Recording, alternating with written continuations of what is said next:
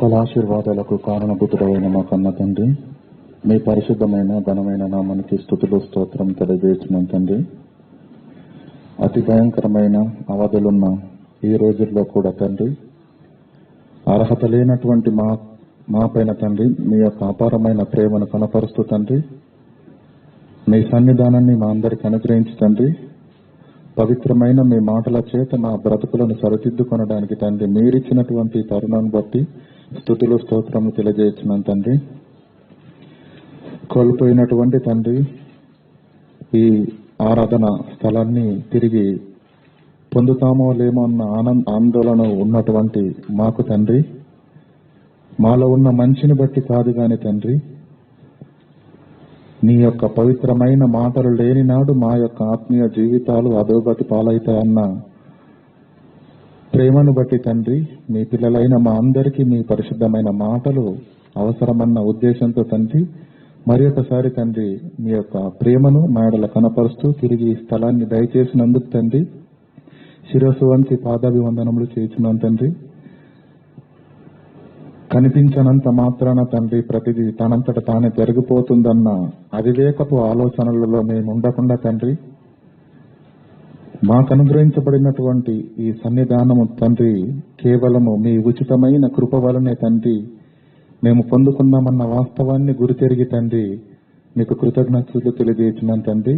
ఇంతటి మహా అవకాశాన్ని మీరు మాకు దయచేస్తూ ఇంతటి మహోన్నతమైన మాటల చేత మా ఆత్మలను మీరు బలపరుచుచుండగా తండ్రి, నిర్లక్ష్య వైఖరిని అవలంబించి వాక్యము ఎడల తండ్రి మేము ఆసక్తిని కనపరిచినప్పుడు తండ్రి దాని యొక్క ఫలితాన్ని మేము పొందుకుంటామన్న వాస్తవాన్ని లేఖనాలను బట్టి మాకు నేర్పుతూ తండ్రి ఎప్పటికప్పుడు తండ్రి ఆత్మీయంగా మమ్మల్ని బలపరుచుతున్నందుకు మీ పాదాలకు వందనాలు తండ్రి. చెప్పబడుతున్నటువంటి ప్రతి మాటను మీ మాటగా స్వీకరించే మంచి యోచన తండ్రి మీ పిల్లలకును, పవిత్రమైన మహోన్నతమైనటువంటి మీ మాటలను సమపాలలో విభజించి మీ పిల్లలైన వారందరి హృదయాల్లో నాటగలిగే స్థితిలో తండ్రి ఆత్మ సహాయమును నాకు అనుగ్రహించి దీనుడను తండ్రి అల్పుడనైన నన్ను బలపరిచి ఉన్నతమైన వాక్య పరిచర్య జరిపింపబడినట్లు కృప చూపమని ప్రాధేయపడుతూ సమస్త ఘనత మహిమ ప్రభావాలు మీ నామానికి ఆరోపిస్తూ యేసుక్రీస్తు ప్రభుల వారి అతి పరిశుద్ధ నామంలో ఈ ప్రార్థన అడిగి పెట్టుకుంటున్నామా పరమ తండ్రి, ఆమేన్. దేవుని నామానికి స్తోత్రములండి. ఆయా ప్రాంతాల్లో మరి అలసిన వేళ విశ్రాంతిని కోరక దేవుని యొక్క వాక్యాలను నేర్చుకోవాలన్న ఆసక్తితో సిద్ధపడి వచ్చినటువంటి మీ అందరికీ మన రక్షకుడైనటువంటి యేసుక్రీస్తు ప్రభుల వారి పరిశుద్ధ నామములో శుభములు వందనములు తెలియజేస్తున్నాను. మరి గత వారం ప్రియులారా కొన్ని అనివార్య కారణాల వల్ల మనకి ఇక్కడ ఆరాధన నిలిచిపోవడం జరిగింది. దేవుడు మరి తన యొక్క మహాకృపను కనపరిచి దేవోక్తి లేని ఎడల జనులు కట్టులేక తిరుగుదుడనుంటదండి ఈ సామెతల్లో. గనుక అనునిత్యం మన ఆత్మలు దేవుని క్రమంలో నడిపింపబడాలంటే దేవుని యొక్క వాక్యాలను వినడం అనేది మన ఆత్మీయ జీవితాలకు ఎంతైనా అవసరమన్న స్థితిలో దేవుడు మరలా మనల్ని ప్రేమించి తన సన్నిధానాన్ని అనుగ్రహించాడు. అందును బట్టి దేవునికి కృతజ్ఞతలు తెలియజేస్తున్నాను. మరి ఈ వారంలో ప్రియులారా మనకు ఆరాధన క్రమం ఉంటుంది కనుక కేవలం ఒకే మరి వాక్య సందేశాన్ని విని తదనంతర కార్యక్రమాల్లోకి మనం వెళ్దాం. మరి ఈ వారం మనం నేర్చుకోబోయే పాఠం ఏంటంటే గలతీయులకు రాసిన పత్రిక మరి పరిచయంలో మొదటి భాగాన్ని నేర్చుకుందాం ఈరోజు.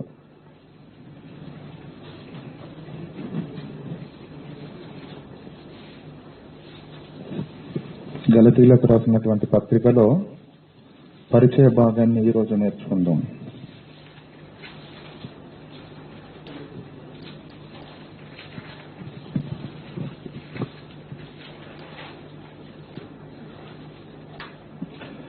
ప్రియులారా, ఇందులో సుమారుగా 6 అధ్యాయాలు ఉంటాయి. గలతీయులకు రాసిన పత్రిక పరిచయంలోని మొదటి భాగాన్ని మాట్లాడుకుందాం. రోమా అనేది ఒక పట్టణం కదండి. రోమీలకు రాసిన పత్రిక ఉందా? రోమా పట్టణం అనేది ఉందా? ఉంది. కొరంది అనేది ఏంటి? అది పట్టణమే. ఎఫెసీ అనేది అది పట్టణమే. గలతీ అనేది అది పట్టణం కాదు. గలతీ అనేది పట్టణం కాదు పిల్లరా. ఒకసారి మీ బైబిల్లో ఉన్నటువంటి మ్యాప్ను తీయండి ఒకసారి, చివరి మ్యాప్.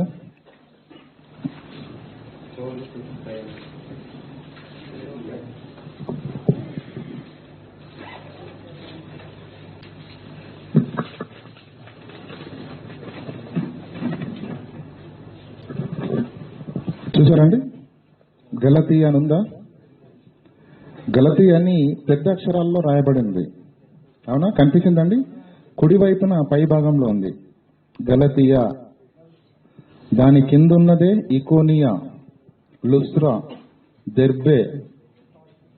ఏమండి, గలతీ అనేది పట్టణం కాదు పిల్లారా, అది ఒక ప్రాంతం. మనకు చక్కగా అర్థం కావాలంటే ఇండియా ప్రాంతంలో ఒకనాడు ఒకే రాష్ట్రంగా ఉన్నటువంటి ఆంధ్రప్రదేశ్లో 3 భాగాలు ఉండేవి. మనందరికి తెలిసిన విషయం కదండి ఇది. తెలంగాణ అనేది ఒక ప్రాంతం, అందులో 10 జిల్లాలు.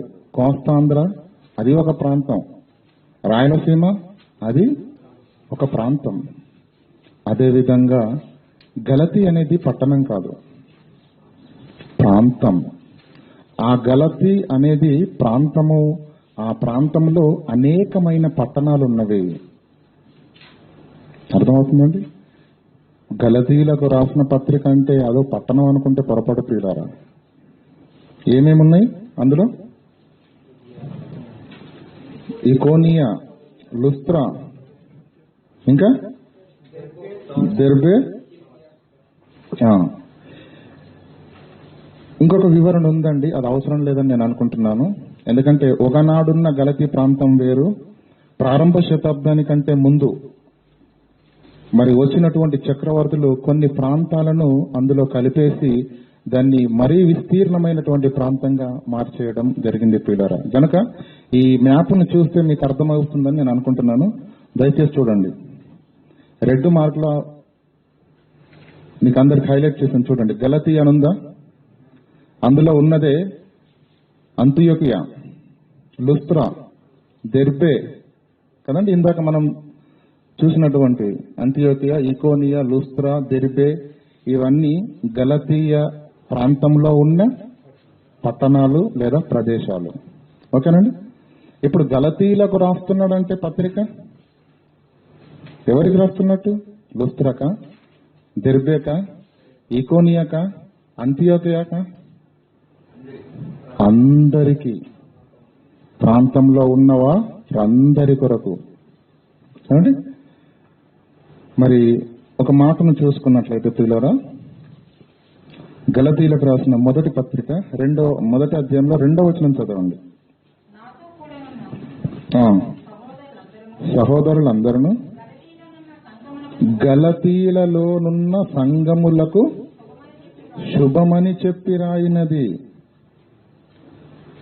గలతీయలో ఉన్న సంఘములక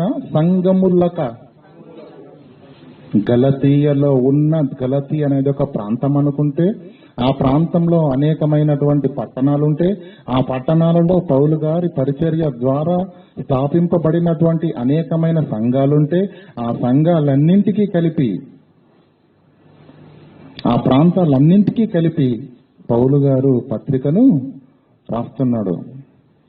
నాతో కూడనున్న సహోదరులందరూ గలతీయలో ఉన్న సంఘములకు శుభమని చెప్పి వ్రాయినది. కదండి, గలతీ అనేది పట్టణం కాదు, ఒక ప్రాంతము. ఆ ప్రాంతంలో అనేక పట్టణాలు, ఆ పట్టణాలలో పౌలు గారి పరిచర్య ద్వారా నెలకొన్నటువంటి అనేక సంఘాలు. ఆ సంఘాలకు రాస్తున్న పత్రిక గలతీలకు రాసిన పత్రిక. ఏమండి, ఈ పత్రికను ప్రియులారా క్రీస్తు శకము 49-50 మధ్య కాలంలో రాయబడింది ప్రియులారా. ఈ పత్రిక క్రీస్తు శకము 49 మరియు 50 సంవత్సరాల ఈ మధ్య కాలంలో రాయబడింది. ఇంకొక ప్రాముఖ్యమైన విషయం చెప్తానండి. అపోస్తలుడైనటువంటి పౌలు గారు ఎన్ని పత్రికలు రాశారండి? అంతే కదండి 14, 13. కాకపోతే హెబ్రీల దాని విషయంలో కొంత అవగాహన స్పష్టంగా లేదు కనుక ఒకవేళ 14 అనుకుంటే ఆ 14 పత్రికలలో రాసిన మొట్టమొదటి పత్రిక ఈ గలతీ పత్రిక ప్రియులారా. ఏమండి, పౌలు గారు రాసినటువంటి పత్రికలన్నింటిలో ప్రప్రథమంగా రాసినటువంటి పత్రికే ఈ గలతీలకు రాసిన పత్రిక. ఎలా చెప్పగలమంటారా? చాలా ఆధారాలు ఉన్నాయి ప్రియులారా. ఇదే మొదటి పత్రిక. ఏమండి, మరి మొదటి ప్రయాణమైనటువంటి అంతే కదండి, పౌలు గారు యేసుక్రీస్తు చేత పట్టబడిన తరువాత సువార్త దండయాత్రలకు వెళ్లాలన్న ఆలోచన కలిగి దిగ్విజయంగా 3 సువార్త దండయాత్రలు చేశాడు, సువార్త ప్రయాణాలు. అందులో మొట్టమొదటి ప్రయాణం చేసి వచ్చిన తరువాత, అంటే పౌలు గారు చేసినటువంటి ప్రయాణాలలో మొదటి ప్రయాణం ముగిసిన తదనంతరం రాయబడిన పత్రిక, పౌలు గారు రాసిన పత్రికలన్నింటిలో ప్రప్రథమంగా రాయబడిన పత్రిక ఈ గలతీలకు రాసిన పత్రిక ప్రియులారా. ఏమండి, మరి ఒకసారి మనం ఆలోచన చేయగలిగితే ప్రియులారా,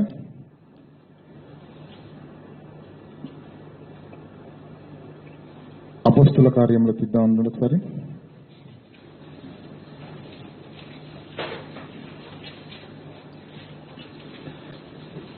ఈ పత్రిక ఎప్పుడు రాశాడని చెప్పాను? క్రీస్తు శకము 49 నుంచి 50 మధ్యలో రాశారు. మొదటి పాయింట్. రెండోది ఏంటి? అపోస్తలుడైన పౌలు గారు రాసిన పత్రికలన్నింటిలో ప్రప్రథమంగా రాసిన పత్రిక ఈ గలతీలకు రాసిన పత్రిక. ఇక పౌలు గారు చేసినటువంటి మొదటి 3 ప్రయాణాలలో మొదటి ప్రయాణం ముగిసిన తదనంతరం రాయబడిన పత్రిక ఈ గలతీల పత్రిక. అంటే మొదటి ప్రయాణము ముగించుకున్న తరువాత వెంటనే పౌలు గారు పత్రిక రాయవలసిన అవసరత ఏర్పడింది అంటే అర్థమవుతుందండి. పౌలు గారు మొదటి ప్రయాణం ముగించుకున్న తదనంతరము ఈ పత్రికను రాశాడంటే రాయవలసిన అవసరత ఏర్పడింది, రాయవలసిన పరిస్థితి ఆ రోజు నెలకొంది. ఇంతకీ మొదటి ప్రయాణంలో ఏ ప్రాంతాలను సందర్శించాడు? ఏ ప్రదేశాలకు వాక్యం చెప్పాడు? ఆ ప్రాంతాలు ఏంటివి? ఆ ప్రదేశాలు ఏంటివి? అక్కడున్న మనుషులు ఎవరు? వారి యొక్క మనస్తత్వం ఏంటి? ఎందుకొరకు పత్రిక రాయవలసిన పరిస్థితి ఏర్పడింది? అర్థమవుతుందండి? ఎందుకొరకు పౌలు గారు పత్రిక రాయవలసిన అవసరం ఏర్పడింది? ఒకసారి ఆలోచించండి.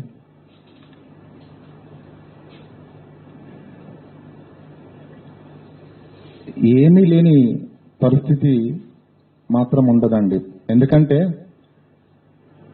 ఒకసారి ఈ రోజు మనకున్నటువంటి అవకాశాన్ని మనం ఆలోచన చేయగలిగితే పిల్లరా, దేశ విదేశాలలో ఉన్న వారితో కూడా మనం ఈజీగా కాంటాక్ట్ అవుతున్నాం, క్షణాల్లో మాట్లాడుతున్నాం. అవసరమైతే వీడియో కాల్లో ఏమండి ఎదురుగా ఉన్నట్టుగా మాట్లాడే పరిస్థితి ఈ రోజు ఉంది పిల్లరా.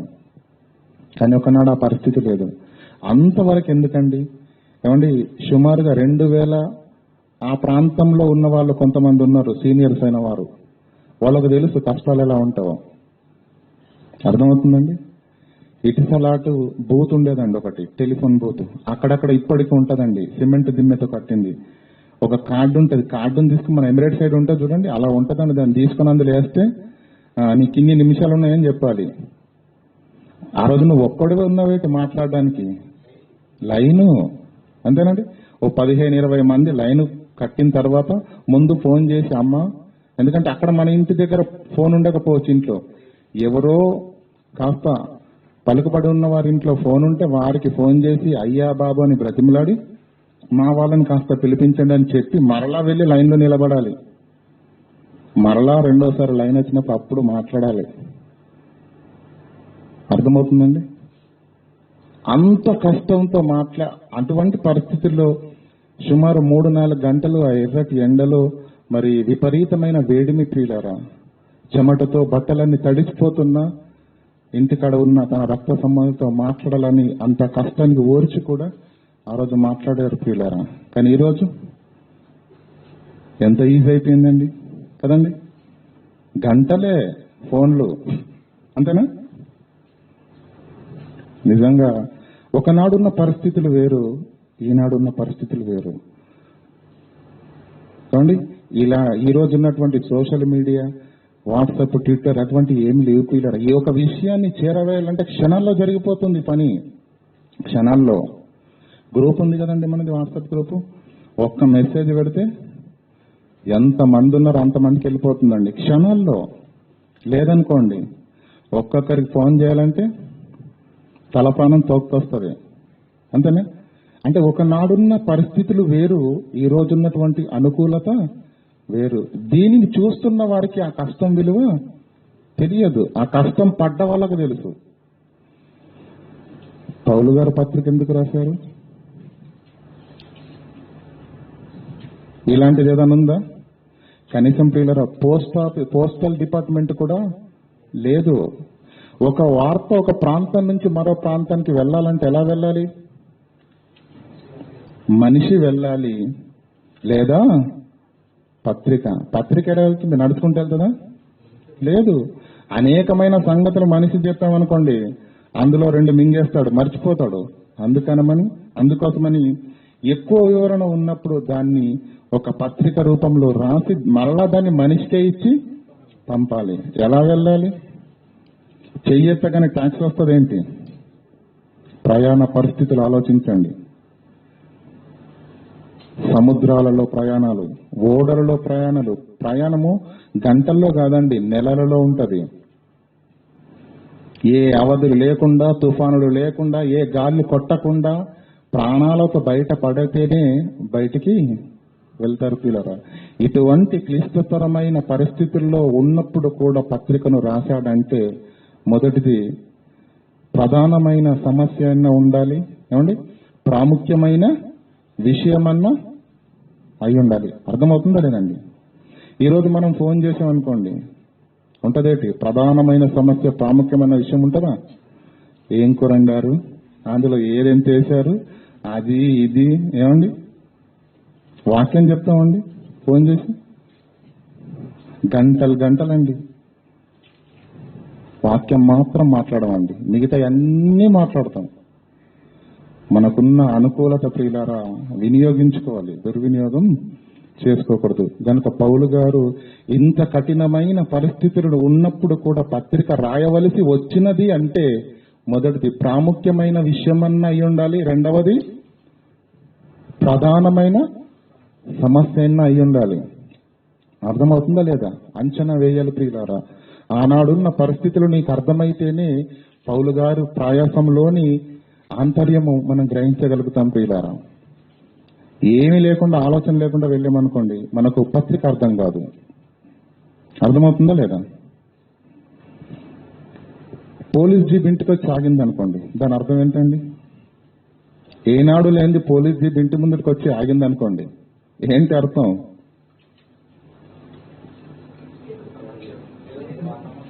అంతే కదండి. అంబులెన్స్ వచ్చింది అనుకోండి, ఎవరికో నూకలు చెల్లాయని అర్థం, అంతేనండి. అగ్నిమాపక దళం వచ్చింది అనుకోండి, ఫైర్ ఇంజన్, అయితే ప్రమాదమా? అంతేనండి. ఎవరికైనా నష్టం కలిగిందా, లేదంటే అపాయంలో ఉన్నారా, లేదంటే ఎవరికైనా ఘోరం జరిగిందా, నేరము జరిగిందా అనే పరిస్థితులు మనకు చెప్పకుండానే అర్థమైపోతాయి. అంతేగాని పోలీస్ జీప్ వచ్చిందంటే అర్థమైపోద్ది ఏదో జరిగింది. అంబులెన్స్ వచ్చిందంటే ఎవరికో సీరియస్ గా ఉందన్న విషయం చెప్పకనే మనకు అర్థమైపోతుంది ప్రియులారా. పౌలు గారు పత్రిక రాశాడంటే పరిస్థితి, రాయవలసిన పరిస్థితి ఏర్పడింది ప్రియులారా. పౌలు గారు పత్రిక రాయడానికి వెనకాల ఏర్పడిన పరిస్థితులు ఒకసారి మనం ఆలోచించడానికి ముందు ఆ ప్రాంతాలు ఏవో, ప్రజలు ఎలాంటి వారో అన్న విషయం మనకు ముందుగా కొన్ని విషయాలు చూసుకొని మరి పత్రిక యొక్క నేపథ్యపు ఆంతర్యంలోకి వెళ్దాం ప్రియులారా. అపోస్తుల కార్యములు 13వ అధ్యాయము 26 నుంచి చదువుకుందాం. సహోదరులారా, అబ్రహాము వంశస్థులారా, దేవునికి భయపడు వారలారా, ఈ రక్షణ వాక్యము ఎక్కడి నుంచి మాట్లాడుతుండండి పౌలు గారు ఈ మాటలు? మొదటి ప్రయాణం కదండి, 13:4 నుంచి చదవండమ్మ ముందు. కాబట్టి వీరు పరిశుద్ధాత్మ చేత, అపోస్తలుడైన పౌలు గారు పరిశుద్ధాత్మ చేత పంపబడిన వారై, అంటే పౌలు గారు ఒక్కరే కాదండి, పౌలు గారు అతనితో ఉన్నటువంటి బృందం సెలుకయకు వచ్చి అక్కడ ఓడ ఎక్కి కుప్రకు వెళ్ళిరి. వారు సలోమిలో ఉండగా యూదుల సమాజ మందిరంలో దేవుని యొక్క వాక్యమును ప్రకటించుచుండిరి. యోహాను, ఏ యోహాను? మార్కు అను మారు పేరు గల యోహాను.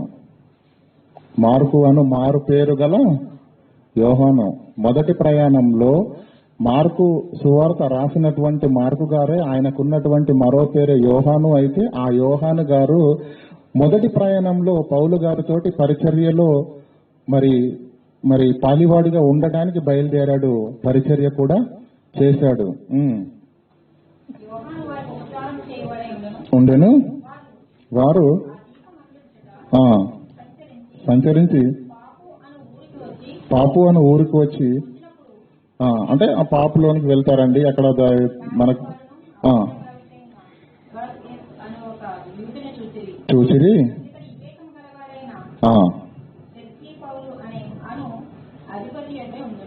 బాగా ఆలోచించాలండి. గలతీలకు రాసిన పత్రిక మనకు అర్థం కావాలంటే అక్కడున్న మనుషుల యొక్క మనస్తత్వాలు అర్థమైతేనే పౌలు గారు పత్రిక ఎందుకు రాయవలసి వచ్చిందో మనకు అర్థమవుతుందండి. అంటే మొదటి ప్రయాణాన్ని ప్రారంభించినప్పుడు పౌలు గారు అతనితో ఉన్నటువంటి మొదటి ప్రయాణంలో ఎవరున్నారు? బర్నబా గారితో మార్కు, అంతే కదండి. వీరు బయలుదేరారండి, పాపులోనికి వెళ్లారు. అక్కడ జరిగిన సంఘటన మనకు తెలుసు. 18వ వచనం, 13వ వచనం చదవండి. 13. తరువాత పౌలును అతని కూడా ఉన్నవారందరూ ఓడ ఎక్కి పాపు నుండి బయలుదేరి పంపూలియలో ఉన్న పెరిగేకు వచ్చిరి. అర్థమవుతుందండి? పెరిగేకు వచ్చిరి. పెరిగే అనగానే మనకు సందర్భం జ్ఞాపకం రావాలి. మార్కు సువార్తను మీకు వివరించినప్పుడు పెరిగేను చాలా హైలైట్ చేసి మాట్లాడాను. ఆ రోజు పెరిగేలో ఏం జరిగింది? హైదరాబాద్ అంటే బిర్యానీ అందరికీ తెలుసు, అంతేనండి. ఒక్కొక్క ప్రాంతానికి ఒక ప్రాంతం పేరు చెప్పగానే ఈరోజు ప్రపంచ దేశాల్లో ఎవరినైనా హైదరాబాద్ అన్నామనుకో బిర్యానీ అంటాడు. ఎందుకు? ఈ మాట చెప్తే గుర్తుకొచ్చేది అదే. బైబిల్లో లేఖనాలను పరిశీలించేటప్పుడు కూడా పిల్లలు ఒక్కొక్క ప్రదేశంలో జరిగిన సందర్భాలను, సంఘటనలను గుర్తు పెట్టుకుంటే ఈ సందర్భమా, పలానా ఆయన ఉంటాడు అక్కడ, ఈ సందర్భం జరిగిందన్నారు. మీరు గుర్తుగా పెట్టుకోవాలి పిల్లరా. పంపులేలో పెరిగేకు వచ్చారు. అక్కడ ఏం జరిగిందో తెలుసా? పరిచారము చేసిన ఈ యోహానే, మార్కు అను మారు పేరు కలిగిన ఈ యోహానే, నేనిక వేగలేను బాబు, ఈ కష్టాలు ఈ తంటాలు నా వల్ల కాదు, వెనుదిరిగి వెళ్ళిపోతాడండి. ఏమండి? ఇప్పుడు 26వ వచనం చదవండి. ఇంకా చదవండి. అచ్చట విడిచిపెట్టి యెరూషలేమునకు తిరిగి వెళ్ళాను. 14వ వచనము. అప్పుడు వారు పెరిగే నుండి బయలుదేరి పిసిదియలో ఉన్న అంతియోక. అసలు వీళ్ళెక్కడి నుంచి బయలుదేరారు? పౌలు గారు, బర్నబా గారు, యోహాను గారు ఎక్కడి నుంచి బయలుదేరారు? వాళ్ళు అంతియోక నుండే బయలుదేరారు. కానీ ఆ అంతియోకయ వేరు, ఈ అంతియోకయ వారు సిరియాలో ఉన్న అంతియోక నుంచి ప్రయాణాన్ని ప్రారంభించి ఎక్కడికి వెళ్ళారండి? సెలుకయ, కుప్ర, సలామి, పాపులోనికి వెళ్ళారండి. పాపు నుంచి పంపూలియలోని పెరిగేకి వచ్చారు. అక్కడ యోహాను గారు వీరిని విడిచిపెట్టి నేను మీతో ప్రయాణం చేయడం నా వల్ల కాదు అని దేవుని పనిని అర్ధాంతరంగా విడిచిపెట్టి తిరిగి యెరూషలేముకు వెళ్ళిపోతాడండి. అప్పుడు కేవలం ఇప్పుడు ఎవరున్నారు? పౌలు గారు ఉన్నారు, మిగతా బర్నబా గారు ఉన్నారు. వీరిద్దరూ పంపూలియలోని పెరిగే నుంచి ఎక్కడికి వెళ్తున్నారు? అంతియోకకు, పిసిదియలో ఉన్న అంతియోకకు వెళ్ళారండి. ఇప్పుడు 26వ వచనం చదవండి. అంటే పిసిదియలో ఉన్న అంతియోకకు వెళ్ళిన పౌలు, బర్నబా గారు వారు అనుకూలతను బట్టి వారు ఇచ్చినటువంటి అవకాశాన్ని బట్టి సమాజ మందిరంలో నిలిచిండి దేవుని యొక్క వాక్యాన్ని ప్రకటిస్తున్నారు. ఇప్పుడు 26వ వచనం చదవండి. సహోదరులారా అంటే ఏ పట్టణస్థులతో మాట్లాడుతున్నాడు పౌలు గారి మాటలు? పిసిదియలో ఉన్న అంతియోక్య వారితో మాట్లాడుతున్న మాటలు ఇవి. సహోదరులారా, అబ్రహాము వంశస్థులారా, ఈ రక్షణ వాక్యము యెరూషలేములో కాపురముండు వారును వారి అధికారులు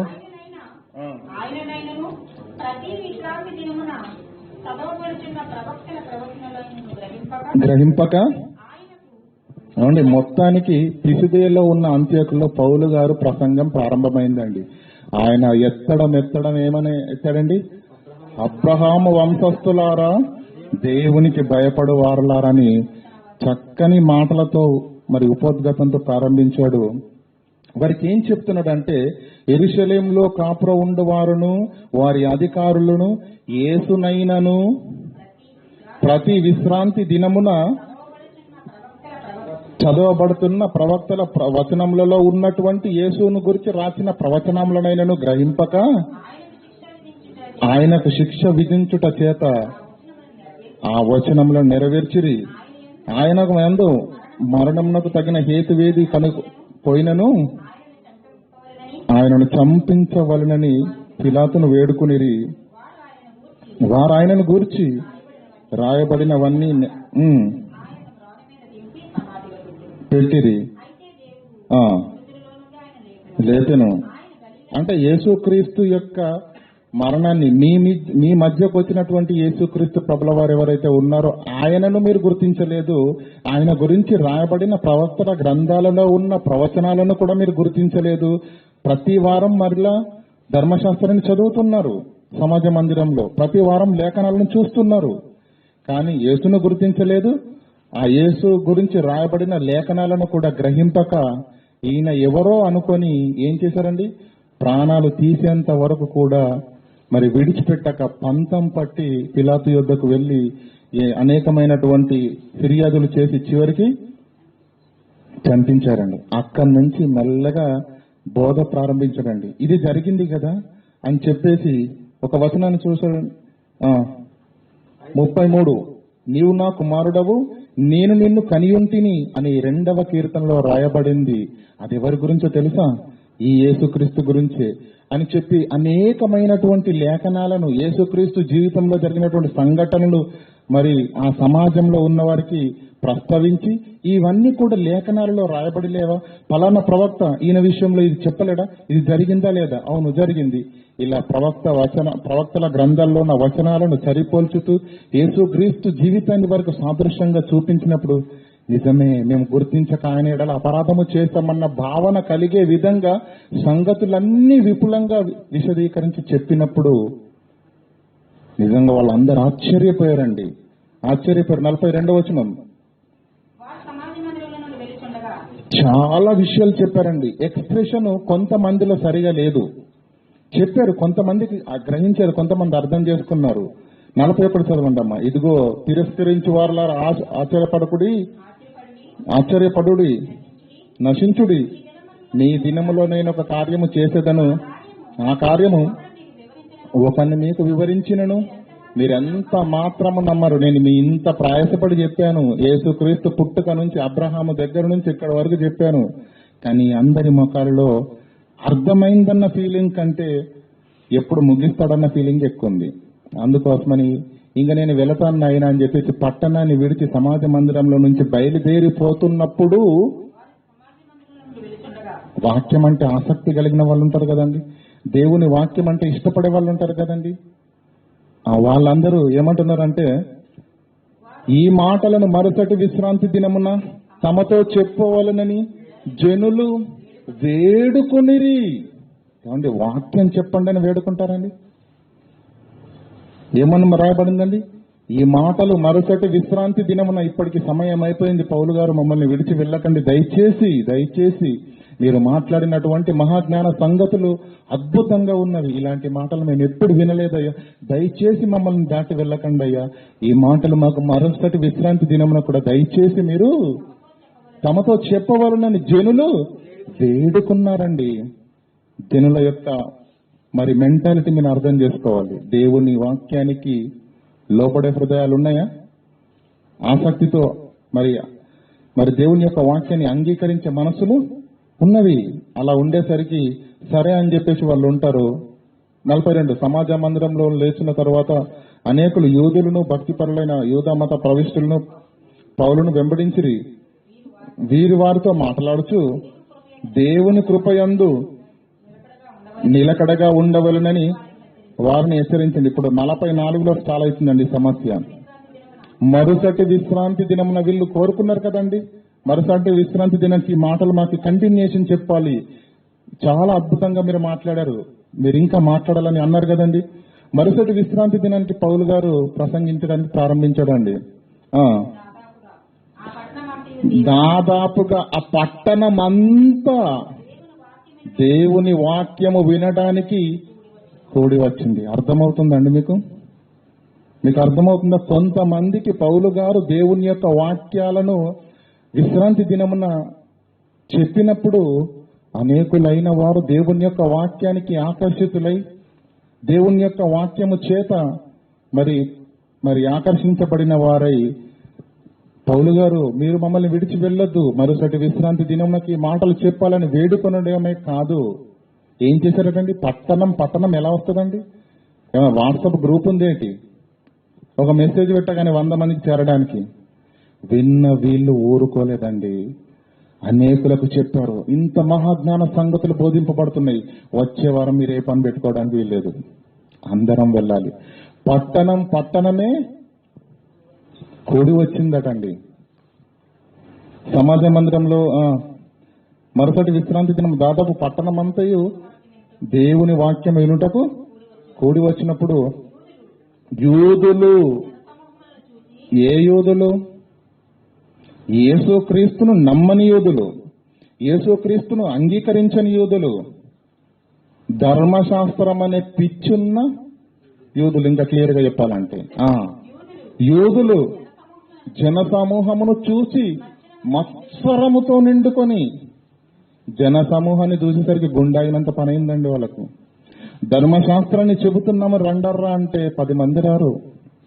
పౌలు వాక్యం చెప్తానంటే పట్టణమే వచ్చింది అని చెప్పేసి ఏమండి మత్సరముతో నిండుకొని దూషించుచు పౌలు చెప్పిన వాటికి అడ్డము చెప్పిరి. పౌలు చెప్పిన వాటికి అడ్డము చెప్పిరి. అర్థమవుతుందండి? అంటే దేవుని వాక్యాన్ని అంగీకరించే, దేవుని వాక్యాన్ని స్వీకరించే మనస్తత్వాలున్న వారి మధ్యలోనే వ్యతిరేకించే, దూషించే, ఎదిరించే వాళ్ళు కూడా ఉన్నారు. అంతే కదండి? ఇప్పుడు అదే జరుగుతుంది. పౌలు చెప్పిన మాటలకు అడ్డము చెప్పిరి. అప్పుడు పౌలును ఒక పక్కన ఇలా వాక్యం చెప్తుండగా వెనకాతలుండి సెటర్లు వేశారనుకోండి, చెప్పగలరండి పౌలు గారు? విన్న వాళ్ళకి ఎలా ఉంటుందండి? గనక నేను మీకు వాక్యం చెప్పాలని వచ్చాను, కానీ మిమ్మల్ని మీరే నిత్య జీవానికి అపాత్రులుగా ఎంచుకొనిచున్నారు గనక నేను మిమ్మల్ని విడిచి అన్యుల యుద్ధకు వెళ్తానని పిసిదియలో ఉన్న అంతియోకను విడిచిపెట్టి పౌలు గారు ఏమండి చదవండి 46. అప్పుడు పౌలును బర్నబాయు ధైర్యంగా ఇట్లనిది, దేవుని వాక్యము అయినను త్రోసివేసి మిమ్మల్ని మీరే నిత్య జీవానికి అపాత్రులుగా ఎంచుకొని ఉన్నారు గనుక ఇదిగో మేము అన్య జనుల మధ్యకు వెళ్ళుచున్నాము. ఎలయనగా నీవు భూదిగంతముల వరకు రక్షణగా ఉండునట్లు నేను అన్య జనులకు వెలుగా ఉంచి ఉన్నానని ఆజ్ఞాపించినని. 48 అన్య జనుల మాట విని దేవుని వాక్యాన్ని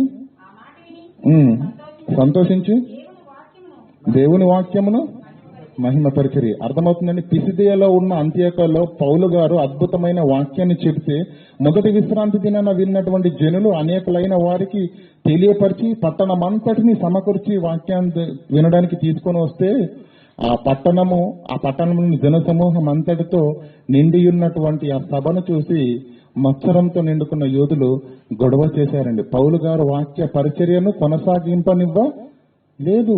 అందుకని పౌలు గారు ఏమన్నారు, మిమ్మల్ని మీరే నిత్య జీవానికి అపాత్రులుగా ఎంచుకొనిచున్నారని చెప్పేసి వారిని విడిచిపెట్టి అన్యజనుల మధ్యలోనికి వెళ్తాడు. అన్యజనుల మధ్యలోకి వెళ్లి అక్కడ దేవుని యొక్క వాక్యాన్ని ఉన్నతంగా ప్రకటించేసరికి అక్కడ వాళ్ళు ఎలా ఉన్నారండి, అన్యజనులు దేవుని మాటలు విని సంతోషించి దేవుని వాక్యమును మహిమపరిచిరి. మరియు నిత్య జీవమునకు నిర్ణయింపబడిన వారందరూ, నిజంగా అద్భుతమైన మాట ప్రియులారు, ఇది అండర్లైన్ చేసుకోండి. నిత్య జీవమునకు నిర్ణయింపబడిన వారందరూ అదేలా అంటే నిత్య జీవమునకు నిర్ణయింపబడిన వారే వాక్యపు ఆకర్షణలోనికి వస్తారా? అద్భుతమైన సబ్జెక్ట్ ప్రియులరా, మరి తర్వాత ఎప్పుడైనా మాట్లాడుకుందాం. గనక నిత్య జీవమునకు నిర్ణయింపబడిన వారందరూ దేవుని యొక్క వాక్యానికి విశ్వసించిరి. 49 ప్రభు వాక్యము ఆ ప్రదేశమందంతటా ఎక్కడ అన్యజనుల మధ్యలో ప్రభు యొక్క వాక్యము వ్యాపించింది. గాని యూదుల భక్తి గల స్త్రీలను ఆ పట్టణపు ప్రముఖులను రేపి ఎవరు మళ్ళీ వీళ్ళు అన్యజనుల మధ్య కూడా దేవుని యొక్క వాక్యం ప్రకటింపబడుతుంది, ఉన్నతంగా పరిచర్య జరుగుతుంది. మరలా వాళ్లకు పడుకుంటే నిద్ర రావట్లేదు, తింటే తిన్నది అరగట్లేదు. మత్సరముతో నిండుకున్న యూదులు మరలా ఈ ప్రాంతాల్లోనికి వచ్చి భక్తి గల మర్యాదలు గల స్త్రీలను చూసారండి. ఇప్పుడు ఎలా పౌలు శీలలకు మరి శ్రమను కలిగించడానికి ఎలా రేపుతున్నారో చూడండి. రేపి పౌలుకును బర్నబాకును గొప్ప హింస కలుగా చేసి, నిజంగా ఎంత బాధాకరమైన విషయం, వారిని తమ ప్రాంతముల నుండి వెళ్ళగొట్టిరి అనుందా, సాగనంపిరి అనుందండి. నీకు అర్థమవుతుందండి? మన ఇంటికి ఆత్మీయులు వచ్చారనుకోండి, బంధువులు, ఏమండి వెళ్ళేటప్పుడు 3 ఉంటాయండి. ఇంట్లో ఉండే సరే వెళ్తామంటే వెళ్ళండి అన్నారు అనుకోండి, గడప దాటకుండా, అదో రకం. గేటు దగ్గరకు వచ్చారనుకోండి, గేటు దగ్గరకు వచ్చి సరే అండి వెళ్ళరండి అని చెప్పేసి సాగనంపారు అనుకోండి, అదో రకం. అవసరమైతే వారు బస్ ఎక్కే బస్ స్టాప్ వద్దకు వెళ్లి సాగనంపారు అనుకోండి, అది గౌరవం. అర్థమవుతుందా లేదా? సాగనంపడంలోనే 3 అర్థాలు ఉన్నాయి. ఏమండి, మనకు చిన్నపాటి పరిచయస్తులు వచ్చారనుకోండి, అలా హలో హాయ్ అంటాము, గడప దాటకుండానే సరే వెళ్ళరండి అంటాం. గేటు వరకు వచ్చామంటే కొంత మర్యాద ఇస్తున్నాం. అదే బస్ స్టాప్ వరకు వెళ్లి మరీ సాగనంపి వస్తున్నామంటే చాలా ఆత్మీయులు అయితే తప్ప అలా చేయం. సాగనంపడంలో ఈ 3 అర్థాలు ఉంటాయి, వెళ్ళగొట్టడంలో ఉండేటి. వెళ్ళగొట్టిరి, తమ ప్రాంతముల నుండి వెళ్ళగొట్టిరి. ఎవరండి? పౌలు బర్నబ లాంటి మహా జ్ఞానాన్ని ప్రకటిస్తున్న, పరిశుద్ధాత్మ చేత నడిపింపబడుతున్నటువంటి నిస్వార్థమైన పరిచారులకు ఆనాడు జరిగినటువంటి ప్రియులారా సన్మానాలు ఇవి. అర్థమవుతుందండి? అక్కడి నుంచి బయలుదేరి ఎక్కడికి వెళ్ళాడు? ఇకోనియా. ఇంతవరకు ఎక్కడ జరిగింది? పిసిదియలో ఉన్న అంతియోకియా. ఏమండి, అంత వాక్యాన్ని విన్నారు కదా, పట్టణం అంతా వాక్యం విన్నారు కదండి. ఎవరో వచ్చి ఏదో చెప్పేసరికి ఏం చేశారటండి, పౌలు చెప్పిన మాటలకు అడ్డం చెప్పగానే అక్కడి నుంచి వెళ్ళిపోయాడండి పౌలు గారు. అన్ని జనుల మధ్యనూ అదే జరిగిందండి. వాక్యాన్ని విన్నారు, సంతోషించారు, అంగీకరించారు. కానీ మరలా భక్తి గల యూదులు వచ్చి ఏదో చెప్పేసరికి వారి మాటలకు ప్రభావితులై ఏం చేశారటండి, పౌలుకు బర్నబాకు హింస కలుగజేసి తమ ప్రాంతముల నుండి, ఏంటండి, హత్తుకున్న వారేనా? విశ్వసించిన వారేనా? దేవుని వాక్యం కొరకు ఆరాటపడిన వారేనా? వెళ్ళగొట్టడం అంటే ఏంటండి అది మాట? వెళ్ళగొట్టారట, వెళ్ళగొట్టారు. ఈకోనియాకు వెళ్ళారు,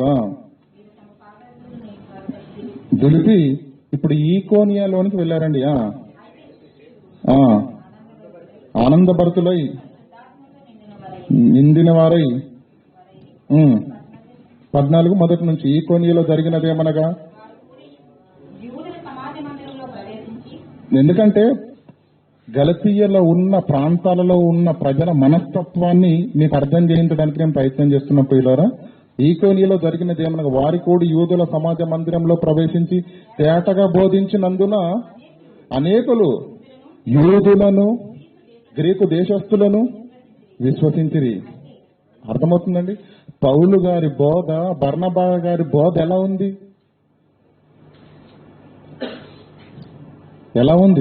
తేటగా.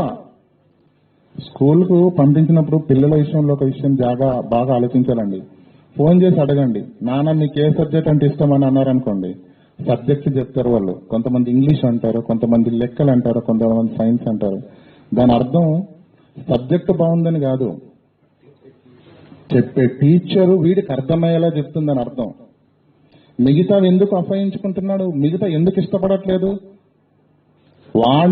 వాడుకున్న ఆ చిన్న మెదడుకు అర్థం చేయించే స్థితిలో ఆ టీచర్ చెప్పట్లేదు కాబట్టి వాడికి అర్థం కావట్లేదు. అర్థం కాకపోవడంతో నోట్స్ రాయకపోయినా దెబ్బలే, ఏమంటే మరి అప్పచెప్పకపోయినా ఆ సబ్జెక్టే అర్థం కానప్పుడు తిరిగి వాడు ఎలా మాట్లాడతాడు? పరిస్థితి అంటే ప్రాబ్లం ఎక్కడుంది?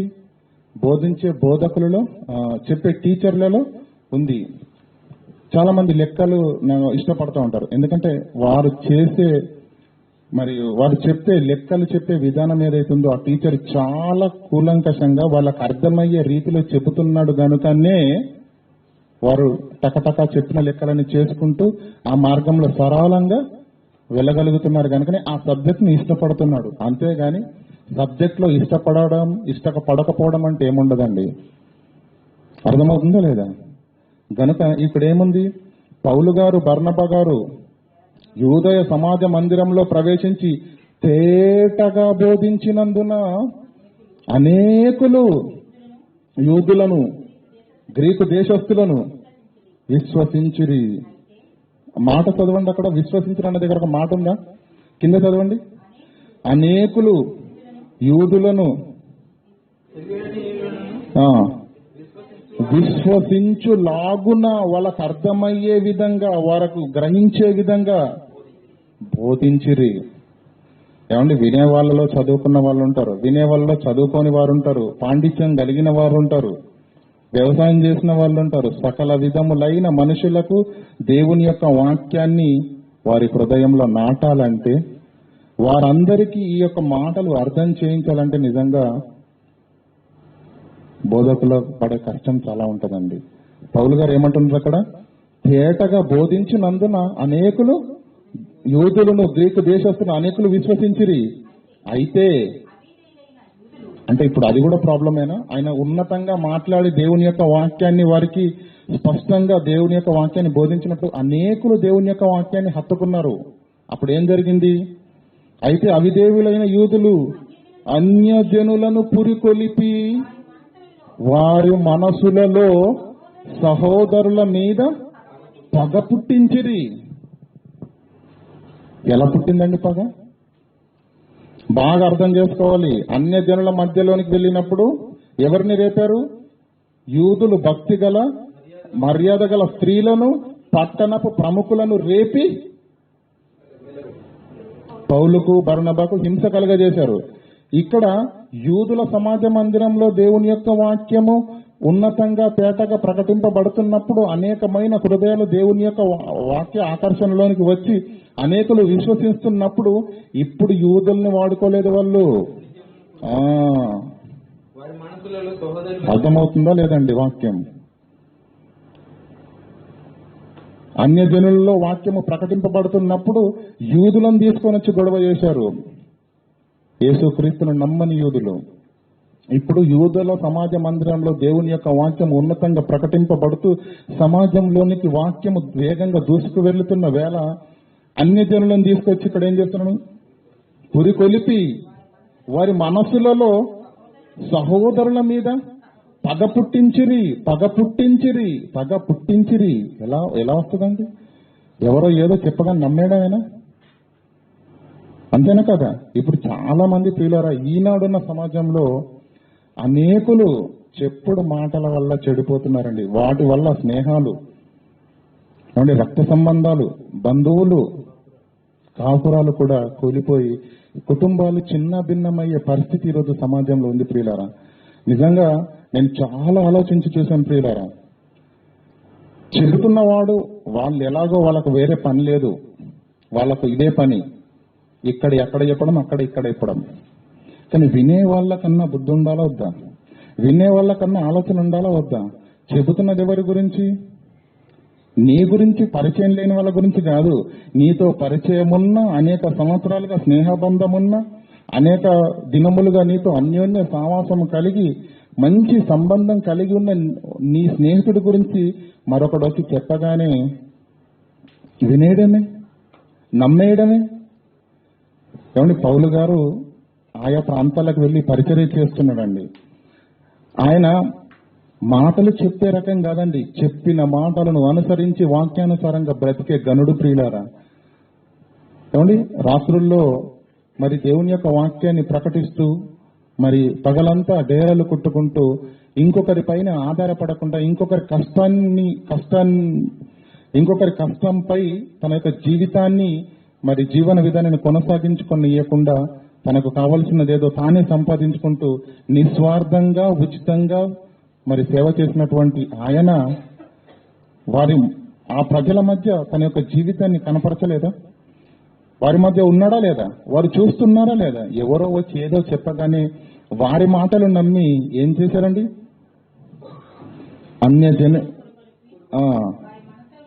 ఏమండి, వారి మనసులలో సహోదరుల మీద పగ పుట్టించిరి. విశ్వసించిన వాళ్ళేనా వీళ్ళు? పగతో రగిలిపోతున్నారు ఎవరో వచ్చి ఏదో చెప్పేసరికి. అర్థమవుతుందా లేదా? ఎవరో వచ్చి ఏదో చెప్పేసరికి పగతో రగిలిపోతున్నారు. ఏమండి, ఈ సందర్భం ఎక్కడ జరిగింది? ఈకోనియాలో. ఏమండి, ఇక లుస్త్రాకు చూడండి. లుస్త్రాలో 7వ వచనం, లుస్త్రాలో బలహీన పాదములు కలిగిన ఒకడుండెను, అతడు పుట్టినది మొదలుకొని కుంటివాడై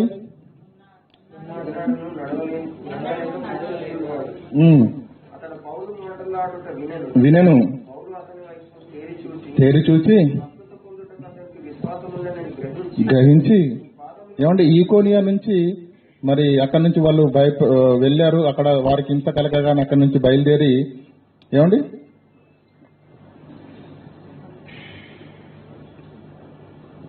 చదవండి, ఇక్కడ 3వ వచనం నుంచి చదవకుండా. కాబట్టి వారు ప్రభువును ఆనుకొని ధైర్యంగా మాట్లాడుచు అక్కడ బహుకాలం గడిపిరి. ప్రభు వారి చేత సూచక్రియలను అద్భుతములను చేయించి తన కృపా వాక్యమునకు సాక్ష్యమిప్పించుచుండెను. ఆ పట్టణపు జన సమూహములలో భేదములు పుట్టగా కొందరు యూదుల పక్షముగాను కొందరు అపొస్తలుల పక్షంగాను ఉండిరి. మరియు అన్యజనులను యూదులను, అర్థమవుతుందా? అన్యజనులను యేసుక్రీస్తును నమ్మని యూదులు, అపోస్తలులను అంగీకరించని యూదులు ఎవరైతున్నారో వారు అధికారులతో కుమ్మక్కై వారి మీద పడి వారిని అవమానపరిచి రాళ్లి రువ్వి చంపవలనని పగలు ప్లాన్లు వేస్తున్నారు, స్కెచ్లు వేస్తున్నారు. ఎక్కడ దొరికితే అక్కడ ఏమంటే వస్త్రములు లాగేసి అవమానపరిచి రాళ్లతో కొట్టి చంపాలన్న పగతో రగిలిపోతున్న ప్రజల మధ్య జరుగుతున్నది పౌలు గారి పరిచర్య. వారా సంగతి తెలుసుకొని పరిస్థితులు బాగాలేవు. దేవుని యొక్క వాక్య పరిచర్య చేయవలసిన పని ఎంతో ఉంది. ఈ దౌర్భాగ్యులతో నాకెందుకు? ఈ దేవుని యొక్క వాక్యము వింటూ దేవుని యొక్క వాక్యానికి లోబడుతున్న వారందరినీ చెరిపే ఈ చీడ పురుగుల మధ్య మరి ఉండడం మంచిది కాదనుకొని పౌలు గారు ఈకోనియ నుంచి బయలుదేరి ఏమండి లుస్త్రాకును దెర్బేకును చుట్టుపక్కల ఉన్న ప్రాంతంలోనికి వెళ్ళడానికి మరల బయలుదేరి అప్పుడు లుస్త్రాలోనికి వస్తాడండి. లుస్త్రాలోనికి వచ్చి రాగానే బలహీనమైన పాదాలతో ఉన్నటువంటి ఒక కృంటివాడు ఉంటాడండి. అతడు ఎప్పుడు ఎన్నడూ కూడా నడవనటువంటి వాడు. పౌలు గారు చూసి ఏం చేశాడండి? స్వస్థత కలిగిస్తాడండి. పౌలు గారు తనకున్నటువంటి కృపావరము చేత, అపోస్తలత్వము చేత ఏం చేస్తాడు? స్వస్థతను కలిగించి పూర్ణ స్వస్థతను కలిగిస్తాడు. 10వ వచనము, స్వస్థత పొందుటకు అతని విశ్వాసం ఉన్నదని గ్రహించి నీ పాదములను మోపి సరిగా నిలుపుమని చెప్పి దగ్గరగా చెప్పినప్పుడు అతడు గంతులు వేసి నడవసాగెను.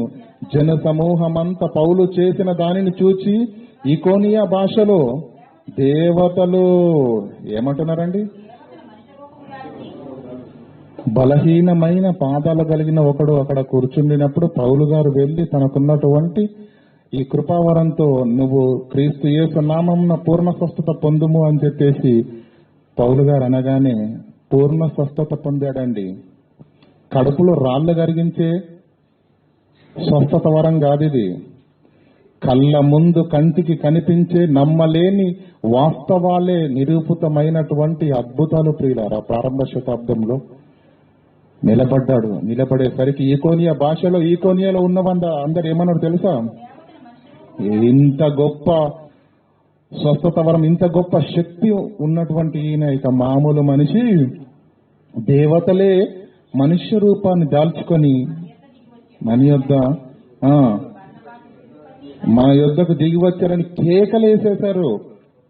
బర్నబాకు ద్యూపతి అనియు పౌలు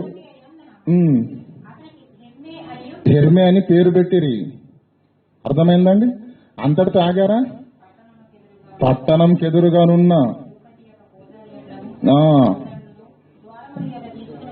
అంతే. ఏమండి? పూజారికి ఎడ్లున్నాయట. ఆ ఎడ్లను ఏమండి పరుగున వెళ్లి ఎడ్లను తీసుకుని వచ్చేసారు. ఎందుకు? దేవతలే మనుష్య రూపాన్ని ధరించుకుని వచ్చారన్న వారి యొక్క ఆలోచన చూడండి ప్రియులారా. ఉబ్బి తబ్బిబ్బైపోతున్నారు, సంతోషపడుతున్నారు. వీరికి బలి అర్పించాలని చెప్పేసి ఏమండి పూజారి దగ్గర ఉన్నటువంటి ఎడ్లను తీసుకుని వచ్చి సమూహం అంతటితో కలిసి బలి అర్పింపవాలనని వారు ప్రయత్నం చేస్తున్నారు. పూలదండలు తీసుకొచ్చేశారు. మీరు ఇంతండి పౌలు గారు, మీరు దేవుళ్ళు అని ఏదో చెప్పేస్తున్నారండి. అప్పుడు పౌలు ఏమన్నాడు? అపోస్తలుడు అయిన బర్నబాయు పౌలు ఈ సంగతి విని తమ వస్త్రములను చింపుకొని, అయ్యలారా మీరేం చేస్తున్నారు? మేము కూడా మీలాంటి స్వభావం కలిగిన మనుషులమే, సామాన్యమైన మనుషులమే. మీరెందుకు ఇవన్నీ చేస్తున్నారు? మీరు బలి అర్పిస్తే దేవునికి అర్పించండి, కృతజ్ఞతలు చెల్లిస్తే దేవునికి చెల్లించండి, లోబడితే దేవుని, మా మాటలు విన్న తర్వాత లోబడాలనుకుంటే దేవునికి లోబడండి. కానీ మేము కూడా మీలాంటి స్వభావం గల మనుషులమే, నరులమే. ఈ వ్యర్థమైన వాటిని విడిచిపెట్టి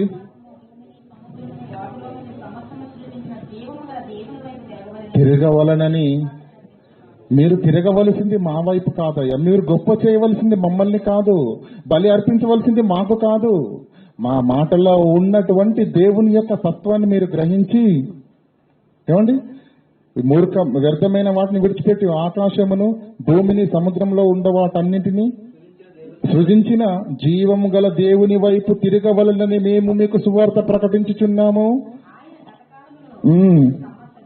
సమస్త జనులను నడవనిచ్చెను. ఆకాశము నుండి మీకు వర్షమును, ఫలమంతను, ఋతువులను దయచేస్తూ ఆహారం అనుగ్రహిస్తూ ఉల్లాసముతో మీ హృదయం నింపుడు చేత మేలు చేత నన్ను గురించి సాక్ష్యం లేకుండా చేయలేదని బిగ్గరగా చెప్పాను.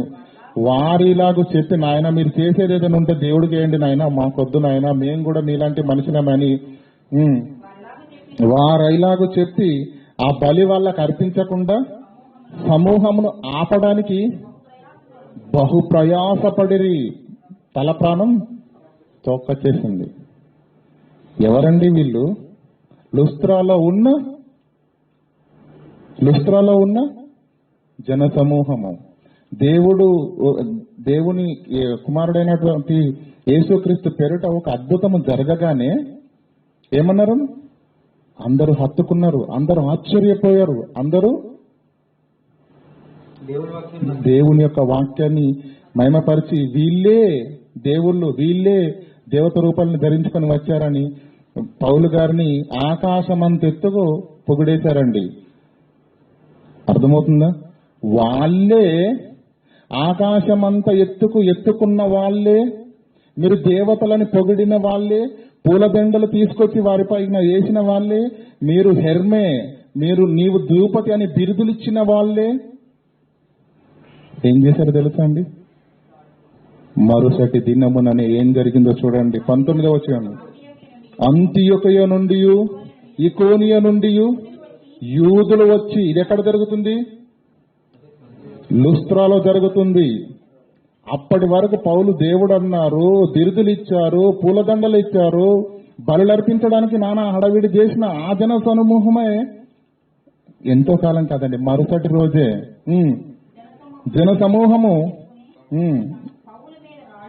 అంటే యూదులు ఏం చేశారట? అంతియోక నుంచి కొందరిని, ఈకోనియా నుంచి కొందరిని తీసుకుని వచ్చి, ఏ అంతియోక, ఏ పౌలు గారైతే పిసిదేలో ఉన్న అంతియోకలో వాక్యంను ప్రకటించి దేవుని యొక్క సువార్త ప్రారంభించి వచ్చాడో ఆ అంతియోక నుంచి కొందరిని, ఈకోనియా నుంచి కొందరిని జన సమూహం తమ వెంట తీసుకొని వచ్చి పౌలు మీద రాళ్లు రువ్వి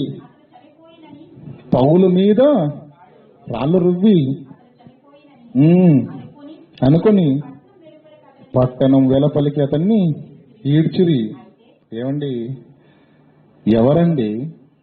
దేవతలన్నా వాళ్ళేనా? పూలదండలు తీసుకొచ్చిన వాళ్ళేనా? బలులు అర్పించడానికి ప్రయాసపడిన వాళ్ళేనా? బిరుదులు ఇచ్చేశారండి. పౌలు, నువ్వు సామాన్యుడి కాదయ్యా, నువ్వు హెర్మే. బర్నబా, నువ్వు చిన్నవాడు ఏం కాదయ్యా, నువ్వు ద్రౌపది అంటే బృహస్పతి అంటే గొప్పవాడని అర్థం అండి. బృహస్పతి అంటే బిరుదులు ఇచ్చిన వీళ్ళు ఏం చేశారు? తెల్లారి రాళ్లతో కొట్టారు. మామూలు కొట్టలేదండి. ఒక మనిషి చనిపోవాలన్న కష్టం కొట్టేవాడు ఎలా కొడతాడండి? వీళ్ళు ఇసురుతాడేటి? తనకున్న బలాన్నంతటిని చేతిలోకి తీసుకువచ్చి గురి చూసి పుర్ర పైన కొడితేంటి ప్రియులారా, తల పగిలిపోయి వాస్తవానికి చచ్చిపోయాడనుకొని విడిచిపెట్టారండి. వారికి ఏమాత్రం అనుమానం వచ్చినా పౌలు గారిని ఇంకా చిత్తగొట్టేవాళ్ళు. ఉలుకు పలుకు లేకుండా స్పృహ తప్పి పడిపోయిన ఆ కదిలిక లేని దేహాన్ని చూసి ఇంకా అయిపోయాడు పౌలు అనుకుని రాళ్ళు చేతుల్లో నుంచి కింద పడేసి విడిచిపెట్టి వెళ్లిపోయారు. వాళ్ళే ఎవరు? పొగిడిన వాళ్ళే, బిరుదులిచ్చిన వాళ్ళే, దండలేసిన వాళ్ళే, బలులు అర్పించడానికి నానా హడావిడి చేసిన వాళ్ళే. బైబిల్లో ఒక మాట ఉంటుందండి, వడిగా పరిగెత్తేవాడు పరుగు పందెంలో పడిపోతాడని ఉంటుంది. వడిగా పరిగెత్తడం అంటే ఏంటండి? వేగంగా పరిగెత్తేవాడు గెలుస్తాడు కదండి, బహుమతి పొందుకుంటాడు కదండి. బైబిల్ ఏం చెప్పిందో తెలుసా? వడిగా పరిగెత్తేవాడు పడిపోతాడు, గెలవడు. కారణం, మత్తయి సువార్తలో అద్భుతమైన విషయం చెప్పాడు యేసుక్రీస్తు. విత్తనాలను గురించినటువంటి ఉపమాన వాక్యంలో ఏం చెప్పాడు? కొంతమంది రాతి నేల మీద పడతారంట. కొన్ని విత్తనాలు రాతి నేల మీద పడగానే ఏమవుతుంది? అవి తొందరగా మొలకెత్తుతాయి. ఏమండి, కింద భూమి లేదు, కింద ఏముంది? రాతి ఉంది గనక అక్కడ భూమి లేనందున వేరు లోతుల్లోనికి వెళ్ళలేని పరిస్థితిలో సూర్యుడు రాగానే ఆ వేడికి తొందరగా మారిపోతారు. అంటే వాక్యం వినగానే తొందరగా అట్రాక్ట్ అవుతారు. చూడండి, జాగ్రత్త. వాళ్ళని పదిలంగా కాపాడాలి దేవుని వాక్యంలో. వాక్యము వారి హృదయంలో నాటబడాలంటే మరి మన్ను, భూమి కావాలి. రాతి మీద ఉన్నారేమో వాళ్ళు, కొంతకాలానికి పడిపోయే ప్రమాదం ఉంటుంది కనుక అటువంటి సందర్భం ప్రియులారా ఈరోజు ఇక్కడ మనం చూస్తున్నది. వింటున్నారు, సంతోషపడుతున్నారు. ఎవరో వచ్చి ఏదో చెప్పగానే వారి మాటలకు అట్రాక్ట్ అయిపోతున్నారు. ఒక్క మాటలో చెప్పాలంటే ఉద్రేకపరులు, ఒక్క మాటలో చెప్పాలంటే చంచలమైన మనస్తత్వము కలిగిన వారు, ఇంకొక మాటలో చెప్పాలంటే అస్థిరులు. ఈ మాట చెప్పారనుకోండి, కొంతకాలం ఇతన్ని మాట వింటారు. మళ్ళా కొంతకాలం ఏమంటే ఈరోజు రాజకీయ పార్టీలు ఉన్నాయి కదండి, ఏ ప్రభుత్వం ఉంటే ఆ జెండానే బట్టి ఇదే గొప్పదంటాడు. మళ్ళా వాడి మాటలన్నీ రికార్డింగ్ చేయాలండి. వేరే పార్టీలోకి వెళ్ళినప్పుడు దీన్ని దూషిస్తాడు కదండి, మళ్ళీ అప్పుడు ఆ ప్లే చేయాలి, అప్పుడు అర్థమవుతుంది. కానీ ప్రియులారా, ఎవరు ఏది చెప్పినా వారి మాటలు విని క్షణాలలో ఉద్రేకపరులవుతున్నారు. క్షణాలలో చంచలాత్మమైన మనసును కలిగిన వారిగా మనకి వీళ్ళు కనిపిస్తున్నట్లేరా. అస్థిరుల గురించి ఒక మాట ఉందండి. 2 పేతురుకు రాసిన పత్రిక 2 పేతురు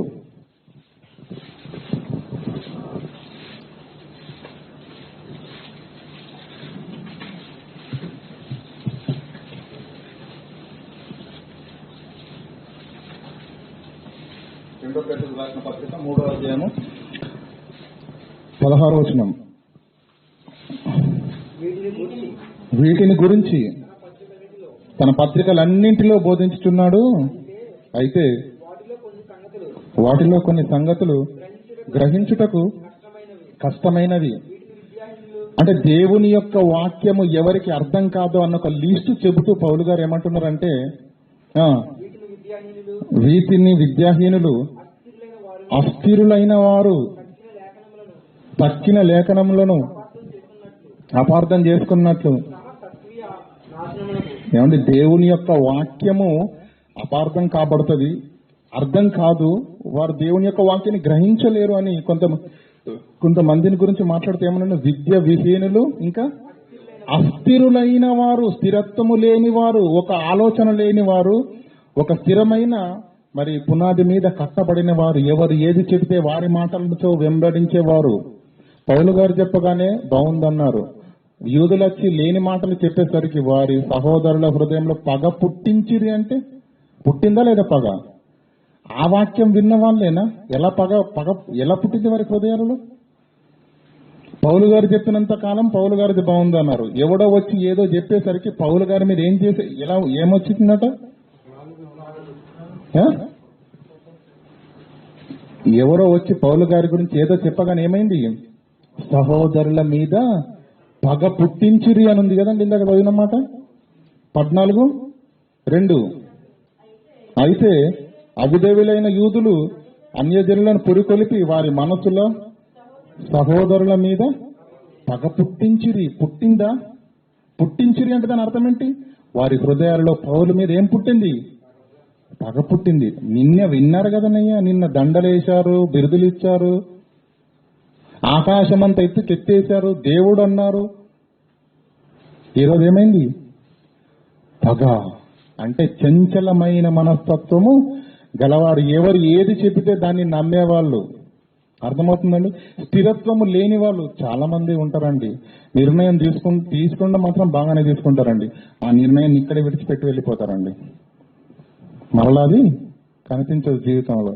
4 రోజులు ఏమండి, సంవత్సరంలో 3 కాలాలు వస్తాయండి. ఎండాకాలము, వానాకాలము, శీతాకాలము. కొందరిని చూస్తుంటే పిల్లరా ఒకే రోజు ఏమండి 3 కాలాలను చూపించేస్తుంటారు. అప్పుడే ప్రేమ, ఏమండి, అప్పుడే భయంకరమైన కోపము, విరుచుకుపడము, అసూయపడము, ఎదిరించడము. ఒక స్థిరత్వమైనటువంటి మనస్సు, ఒక స్థిరత్వమైన ఆలోచన అనేది ఉండదు ప్రియులారా. ఏమండి, ఒక పనిని చేయాలంటే ప్రియులారా కంకణం కట్టుకోవాలి ప్రియులారా.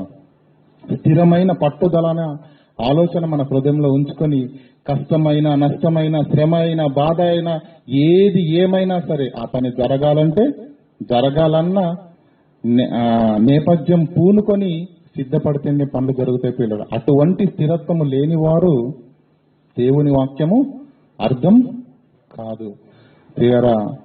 చంచలమైన మనస్తత్వం కలిగిన వారు దేవునిలో ఉండరు.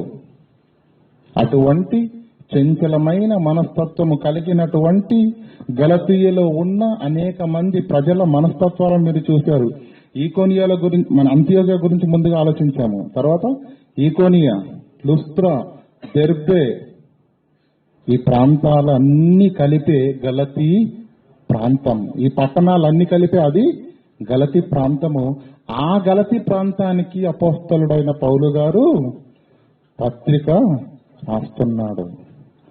వారెలాంటి వారు? ఉద్రేకపరులు. క్షణాలలో ఊసిరి విల్లన్న రంగు మార్చడానికి కొంత టైం పడుతుందేమో కానీ వీళ్ళు ప్లేట్ మార్చడానికి క్షణాల్లో మారిపోతారు. చంచలమైన మనస్తత్వము కలవారు, అస్థిరులు, స్థిరత్వము లేనివారు. ఏమండి, కొందరు ఉంటారండి, కొందరిని అభిమానిస్తున్నారు. ఇప్పుడు అభిమానిస్తున్నాడు, నెల తర్వాత దుమ్మెత్తి పోస్తారు. అదేంటండి? ఒక స్థిరత్వం లేదా? ఒక ఆలోచన లేదా? ఉండదు ప్రియులారా. గనుక అస్థిరులు దేవుళ్ళో నిలవరు. కారణం వేరు లోతుగా తన్నేందుకు భూమి అక్కడ లేదు, రాతి నేల పైన వారు ఉన్నారు. ఏమండి, కొన్ని మాటలు వినగానే బెంబేలెత్తిపోతుంటారు.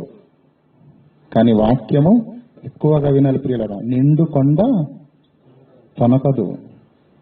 నీళ్లు నిండుగా ఉన్న కుండ కదులుతుందండి? తొనకుతుందా? లేదు. సగం ఉన్నదానికి ఇస్తారాకులు అన్నం ఫుల్గా ఉందనుకోండి, సైలెంట్గా ఉంటుంది. కొంచెం ఉందనుకోండి, గాలికి ఎగిరెగిరి పడతా ఉంటుంది పిల్ల. దేవుని యొక్క వాక్యాన్ని నింపుకోవాలి పిల్లరా, నింపుకోవాలి. అటువంటి మనస్తత్వం కలిగినటువంటి వారికి అపోస్తలుడైన పౌలు గారు పత్రికను రాస్తున్నాడు. ఒకసారి చూడండి, అపోస్తలుడైన పౌలు గారు ప్రతి పత్రికను రాసే ముందు తన యొక్క పరిచయాన్ని మరి అందరికీ తన యొక్క ఇంట్రడక్షన్ ను పరిచయం చేసే విధానము అన్ని పత్రికలలో ఒక విధంగా ఉంటుంది. చూడండి ఒకసారి, మన గలతీలకు రాసిన పత్రిక 1వ అధ్యాయం 1వ వచనం. మనుషుల మూలంగాను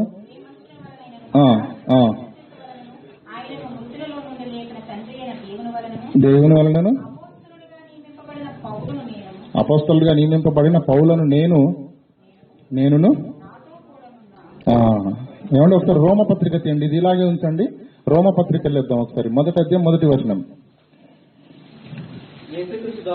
యేసుక్రీస్తు దాసుడను అపోస్తలుడైన పౌలను, అపోస్తలుడిగా నుండుటకు పిలువబడిన వాడను, దేవుని సువార్త నిమిత్తము ప్రత్యేకింపబడిన పౌలు అన్నాడండి.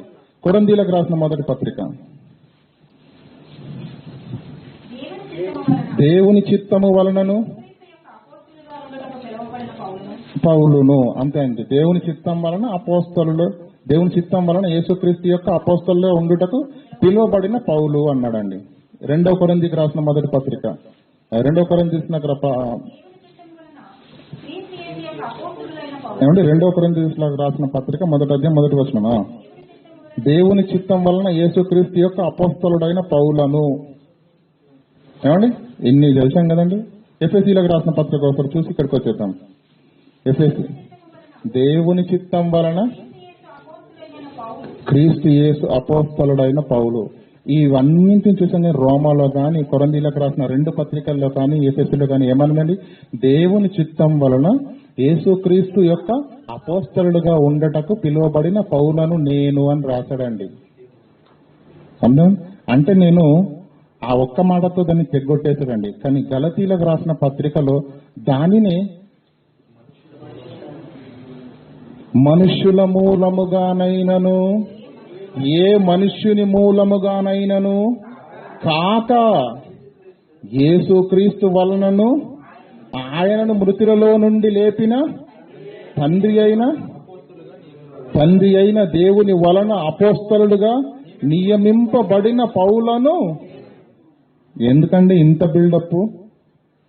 అర్థమవుతుందా? నేను అపోస్తలుడనని ఆ పత్రికలన్నింటిలో ఒక్క మాటతో చెప్పేశాడండి. కానీ నేను అపోస్తలుడనే అన్న దానిని ఖరారు చేసుకోవడానికి గలతీ పత్రిక రాసే సమయానికి ఇంకాస్త స్ట్రాంగ్ గా రాస్తున్నాడు. అర్థమవుతుందా లేదా? అక్కడేమన్నాడు? దేవుని చిత్తం వలన యేసుక్రీస్తు యొక్క అపోస్తలుడుగా ఉండుటకు పిలువబడ్డ పౌలను నేనని ఒక మాటతో తెగ్గొట్టేశాడండి. కానీ గలతీ ప్రాంతానికి వచ్చేసరికి, గలతీ పత్రిక రాసే సమయానికి వచ్చేసరికి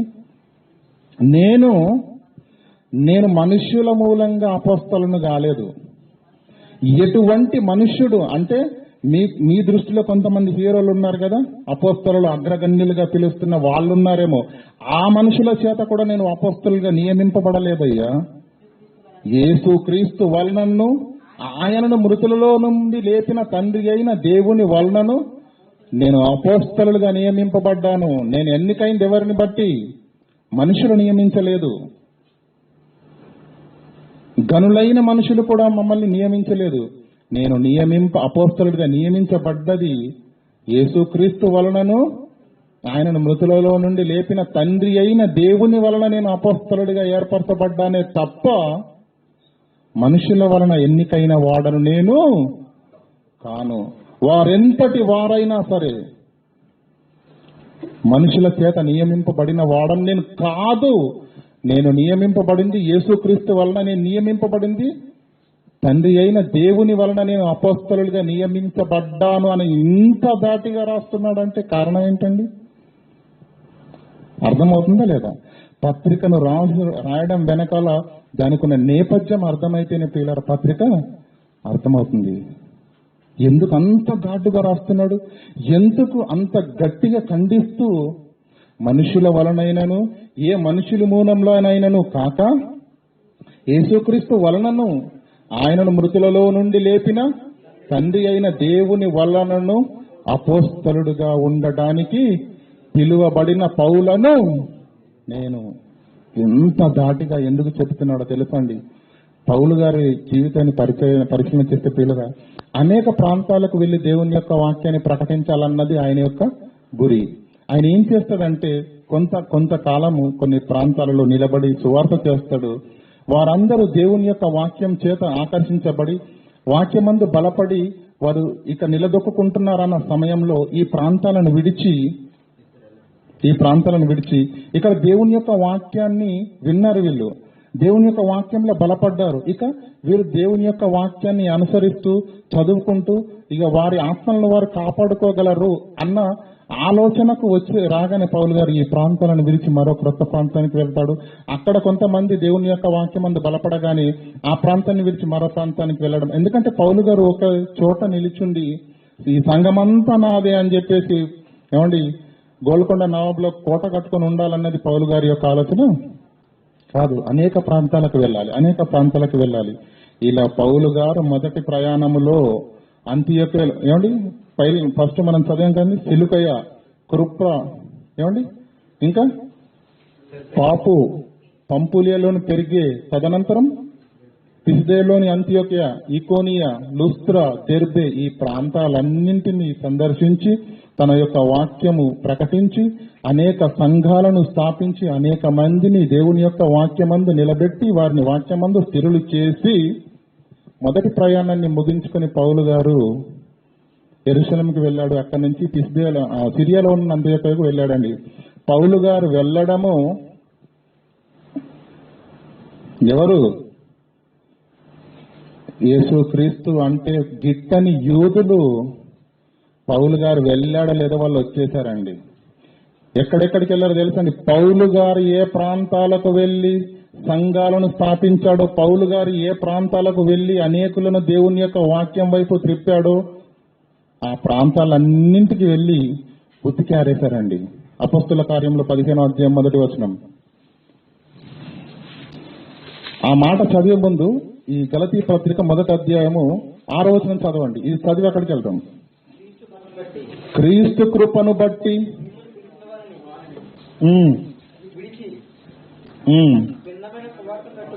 భిన్నమైన సువార్త తట్టుకు మీరింత త్వరగా తిరిగిపోవుట చూడగా నాకు ఆశ్చర్యమగుతున్నది. నిలబడ్డారు కదయ్యా, విన్నారు కదయ్యా, వాక్యాన్ని స్వీకరించారు కదయ్యా. నేను చెప్పిన ప్రతి ప్రసంగం అయిపోగానే ఈ దేవుని యొక్క వాక్యము ఇంత గొప్పదని మీరు తబ్బిబ్బైపోయారు కదయ్యా. మీరు దేవుని యొక్క వాక్యమందు బలపడ్డారన్న నమ్మకం నాకు కుదిరిన తదనంతరమే మిమ్మల్ని విడిచిపెట్టి మరో ప్రాంతానికి నేను వెళ్ళగానే ఏం జరిగిందో తెలుసండి. కొంతమంది వచ్చి పౌలు చెప్పిన బోధను తప్పని వారికి ఏం చేశారట? భిన్నమైన సువార్త, క్రీస్తు కృపను బట్టి మిమ్మల్ని పిలిచింది నేను, భిన్నమైన సువార్త తట్టుకు మీరింత త్వరగా తిరిగిపోవుట చూడగా ఆశ్చర్యమవుతున్నది. ఏమండి, పౌలు గారి వాక్యం ఏంటండి? మృతులలో నుండి లేచినటువంటి యేసుక్రీస్తే మనందరికీ రక్షణకు కారకుడు గనుక యేసుక్రీస్తుని విశ్వసించిన వారికి నిత్య జీవమని యేసు లేఖనంలో నుంచి సమాజ మందిరంలో మాట్లాడిన ప్రతిసారి ధర్మశాస్త్రంలో నుంచి యేసును చూపి యేసు యందు విశ్వాసం ఉంచిన వాడి నిత్య జీవము అని ప్రకటించడమే పౌలు గారి యొక్క బోధ. ఇప్పుడు భిన్నమైన సువార్త ఏంటి? క్రీస్తును నమ్మని యోధులు ఉన్నారు కదా, క్రీస్తును అంగీకరించని యోధులు ఉన్నారు కదా, వాళ్ళు చెప్పే సువార్త ఏంటి? భిన్నమైన సువార్త అన్నాడండి. మరి మరి మత గ్రంథాల యొక్క గ్రంథాలను తీసుకొచ్చి బోధించరు వాళ్ళు. వాళ్ళు చెప్పే మెలక ఎలా ఉంటుందో అపోస్తుల కార్యంలో 15వ అధ్యాయం 1వ వచనం, కొందరు యూదయ నుండి వచ్చి సున్నతి పొందితేనే కాని సహోదరులకు బోధించిరి. ఎవరండి? కొందరు యూదయ నుండి వచ్చి, మీరు ఏం విశ్వాసం అంటారు, బాప్తిసం అంటారు, యేసును వెంబడిస్తే చాలు పరలోకం అంటారు, నిత్య జీవం అని మీరు అంటున్నారు కదనయ్యా. కొందరు యూదయ నుండి వచ్చి మోషే నియమించిన ఆచారము చొప్పున సున్నతి పొందితేనే గాని ధర్మశాస్త్రాన్ని విడిచిపెట్టి యేసుక్రీస్తు యుద్ధకు రావాలి, క్రీస్తును అనుసరించి, క్రీస్తు ఏమన్నాడు? నేనే మార్గమును, నేనే సత్యమును, నేనే జీవమును అన్నాడు. అంటే క్రీస్తును వెంబడించాలి, ధర్మశాస్త్రాన్ని విడిచిపెట్టాలి, క్రీస్తును వెంబడించాలన్నది పౌలు బోధ. వీళ్ళేం చేస్తున్నారు? మీరు రక్షణ పొందాలంటే నాయన మోషే నియమించిన ఆచారములున్నాయి మనకు. ఏంటి ఆచారాలు? సున్నతి పొందాలి, అమావాస్య రోజు కొమ్ముదాలి, ఏమండి కీర్తనలు పాడాలి, ఎన్ని ఉన్నాయండి ఇశ్రాయేలుల పాత నిబంధన గ్రంథంలో. ఆ ఆచారాలన్నింటినీ పాటించాలి. మీరు మోషే నియమించిన ఆచారము చొప్పున సున్నతి పొందితేనే గాని ఏమండి మీరు రక్షణ పొందలేరు. పౌలు గారు ఒక మాట మాట్లాడుతున్నాండి చాలా సార్లు. అంటే ఆయన వెళ్ళిపోయిన తర్వాత మీలోకి క్రూరమైన త్రోడేళ్లు వస్తాయి, వాళ్ళ మందని కనికరింపరు. మీ ఆత్మీయ జీవితాల విషయం పైన వారికి అవగాహన ఉండదు, దాని గురించి వాళ్ళు పట్టించుకునే వాళ్ళు కాదు. చదవండి అన్నమాట. అపోస్తుల కార్యంలో ఉంటుంది చూడండి, 20:29.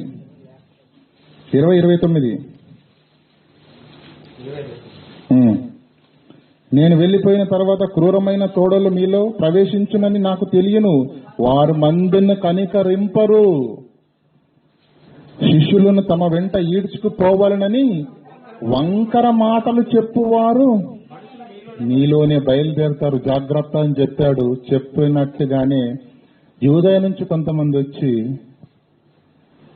వచ్చి రాగానే వాళ్ళు బాగా ఆలోచించారు. వచ్చి రాగానే ఏం చేశారు తెలుసా అండి? కుయుక్తి కదండి, కపట సహోదరులు కదండి వాళ్ళు.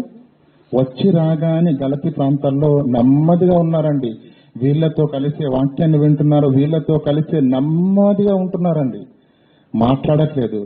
కానీ పౌలు చెప్పిన వాక్యము, పౌలు యొక్క బ్రతికిన విధానం కానివ్వండి, వారి కొరకు పాడిన ప్రయాసం కానీ వాళ్ళందరూ మాట్లాడుకుంటున్నప్పుడు నిజంగా ఒకనాడు లోకంలో ఉన్నటువంటి మనల్ని ఇంతటి మహాజ్ఞానాన్ని బోధించి పౌలు గారు మా అందరినీ దేవునిలోకి నడిపించాడు, మనందరినీ క్రీస్తులోకి నిలబెట్టాడు.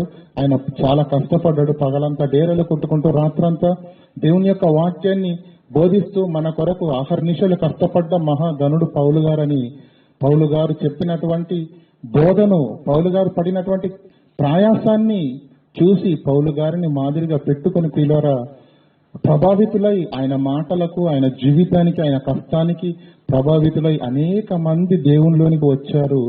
ఆ పరిస్థితి వచ్చిన కపట సహోదరులకు అర్థమైంది. యూదయ నుంచి వచ్చారు కదండి, వచ్చి రాగానే కపట సహోదరుడు వచ్చి రాగానే నోరిప్పడు, మెల్లగా స్టడీ చేస్తాడు. ఏం జరుగుతుంది, ఎలా జరుగుతుంది, ఎక్కడుంది మెలక, ఎక్కడ పెట్టాలి. నెమ్మదిగా ఉన్నారండి. అక్కడున్న పరిస్థితిని అంచనా వేశారు. పౌలు గారు మహోన్నతమైన మహాజ్ఞానాన్ని బోధించి వారిని అందరినీ క్రీస్తు యుద్ధకు నడిపించాడు, సంఘంకి నడిపించాడు, వాక్యంలో బలపరిచాడు. ఇక వారిని తప్పించే వాక్యం చెప్పే సీను వీళ్ళకు లేదు. పౌలు గారు చెప్పిన వాక్యం తప్పు అని నిరూపించే సీను వీళ్ళకు లేదు. ఇప్పుడు ఏం చేయాలి? పౌలు చెప్పిన వాక్యాన్ని తప్పించే సత్తా మన దగ్గర లేదు. కానీ ఇప్పుడు పని చేద్దాం. ఏంటి? అలా మాట్లాడుతున్న వారందరికీ ఒక మాట చెప్పండి, మీరు ఇంత తబ్బిబ్బైపోతున్నారు, పౌలు గారు నా కొరకు అది చేశాడు ఇది చేశాడు అని అంటున్నారు, మంచిదే, నీకు అసలు విషయం తెలియదండి అన్నారండి. అందరూ ఆశ్చర్యపోయారు, ఏంటండి అన్నారు. ఆయన అపోస్తలుడే కాదు. కథవాలని చెప్పాను కదా, అపోస్తలుడు అంటే ఎవరు? ఆయన అసలు అపోస్తలుడే కాదయ్యా, మీరు అందరు ఇశ్రాయేలులు, అబ్రహాము వంశస్థులు, మీకు మతి చెలించిందా? యూదా ఇస్కరియోతు చనిపోయినప్పుడు 12 మందిగా ఉండవలసిన వారిలో ఒకడు చనిపోయినప్పుడు ఒక సీటు ఖాళీ అయితే ఆ 12 కాస్త 11 అయినప్పుడు ఆ సీటును భర్తీ చేయడానికి బర్సబ్బా అనబడిన యేసేపు మత్తయి అని ఇద్దరు వస్తే ఆనాడు చేర్చుకుంటేనే 13 అయ్యేది కదా.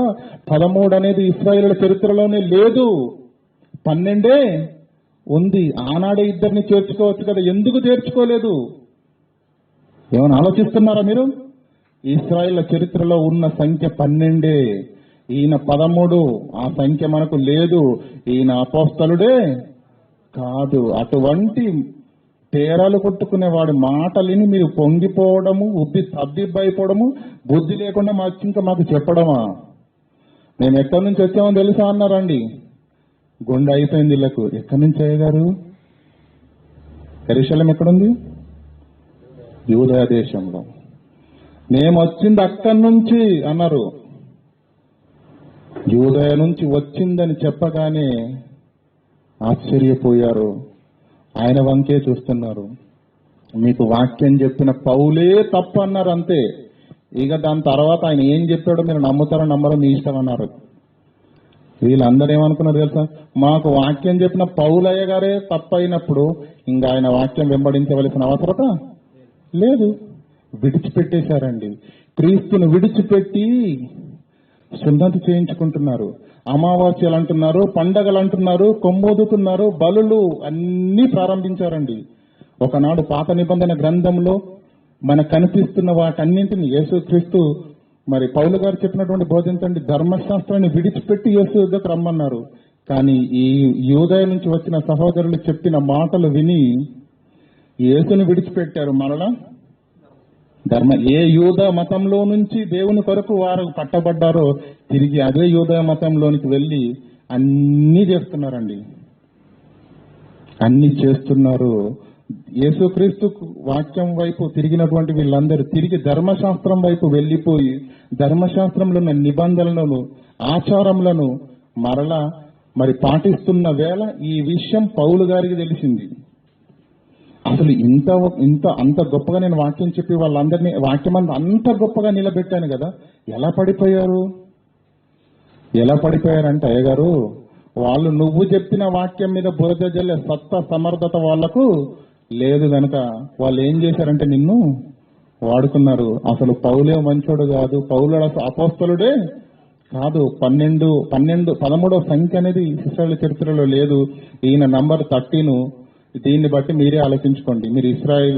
మీరు అపోస్తలుడిగా అంగీకరిస్తారా, అంగీకరించరా? 12 ఉంది. ఆ 12 మంది అపోస్తలులే వాళ్ళు. వారి బోధనే మీరు వినాలే తప్ప ఎవరో వచ్చి ఏదో చెప్పగానే మీరు విన్నారనుకోండి, మీకు రక్షణ అనేది లేదు. మీరు మోషే నియమించిన ఆచారం అనుసరించి ధర్మశాస్త్రాన్ని పాటిస్తే రక్షణ ఉందే తప్ప పౌలు మాటలేదు. ఆయన అపోస్తలుడే కాదయ్యా అని చెప్పేశారండి.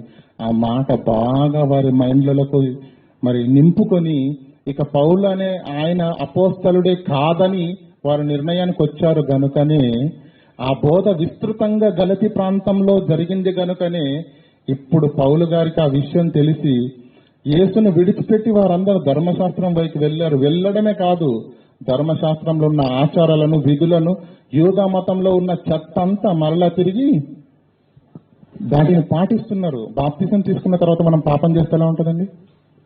బాగుంటుందా? లోకంలో ఉన్న దానంతటిని విడిచిపెట్టి కదండి క్రీస్తులోకి వచ్చాం. క్రీస్తులోకి వచ్చిన వాడు మరలా మందు తాగుతున్నాడు అనుకోండి, మరలా హేయక్రియలు చేస్తున్నాడు అనుకోండి, మరలా పాప సంబంధమైనటువంటి జీవితాన్ని బ్రతుకుతున్నాడు అనుకోండి, ఎలా ఉంటది? ఆనాడు గలతీ ప్రాంతంలో ఉన్నటువంటి వారు అందరినీ పవిత్రమైన దేవుని మాటలు చెప్పి వారందరినీ క్రీస్తు వైపుకు నడిపించి ఆత్మీయంగా వాళ్ళని బలపరిచినప్పుడు కొందరు యూదయ నుంచి వెళ్లి మోషే నియమించిన ధర్మశాస్త్రాన్ని పాటించాలి, దాంట్లో ఉన్న విధులను పాటించాలి. మనం అందరం యూదులము, మనది యూదా మతము. ఎవడో వచ్చి ఏదో చెప్పగానే మీరు ఎందుకు సంకలు గుద్దుకుంటున్నారు?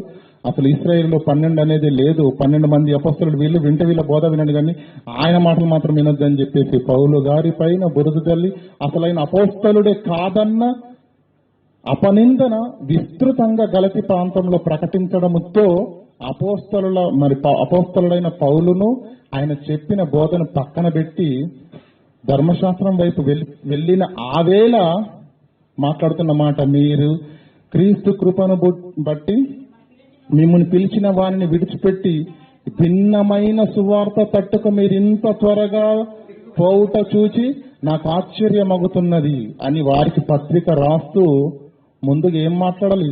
అపోస్తలుడే కాదన్న అపనింద విస్తృతంగా ప్రకటింపబడిన గలతి ప్రాంతం అంతటికి ముందుగా తెలియవలసిన విషయం ఏంటో తెలుసా?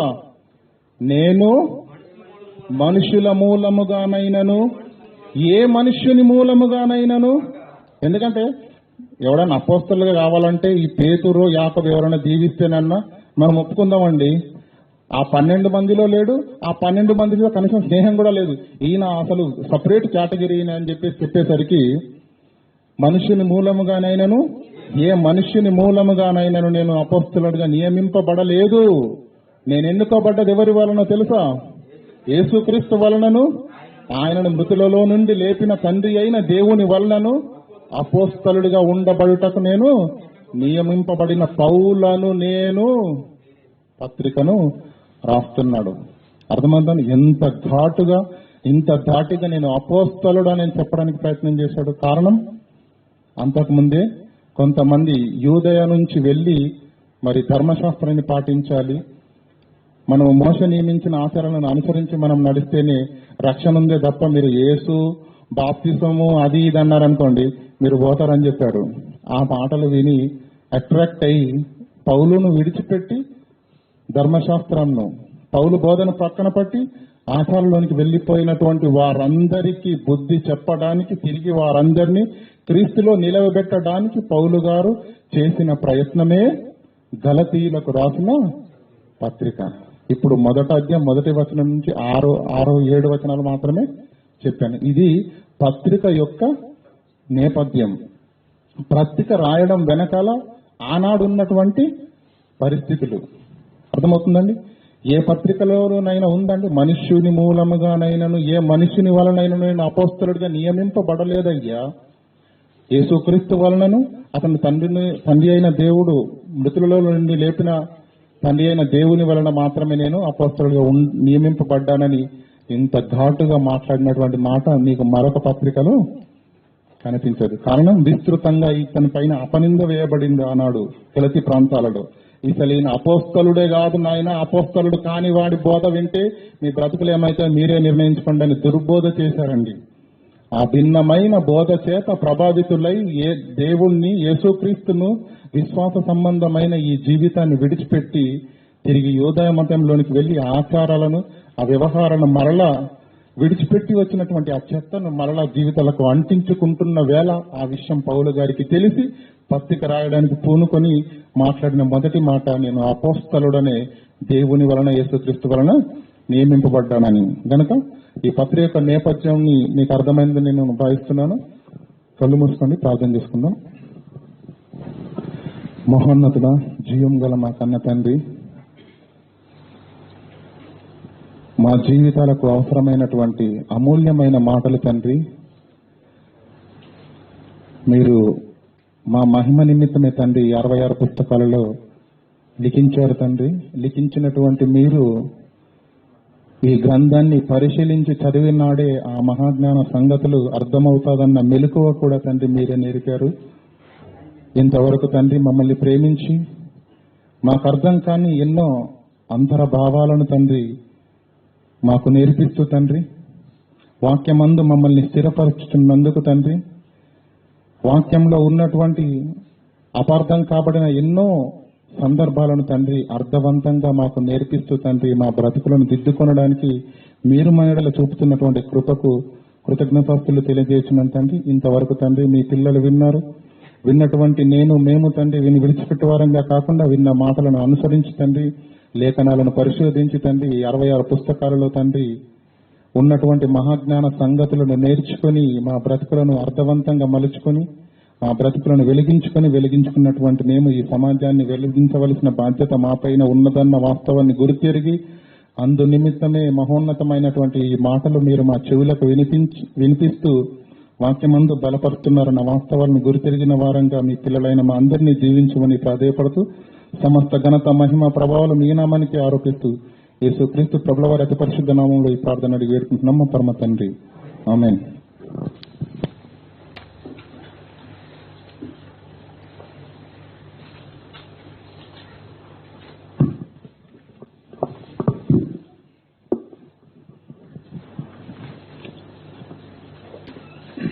దేవుని ప్రేమ మనందరికీ ఎడల ఎంతో అపారమైన ప్రేమను ఆయన చూపిస్తున్నాడని చెప్పాలండి. ఇంకా మన జీవితంలో అనేకమైన విధేయతలున్నా మన జీవితంలో దేవుని చిత్తాన్ని ప్రకారంగా జీవించిపోతున్నప్పటికీ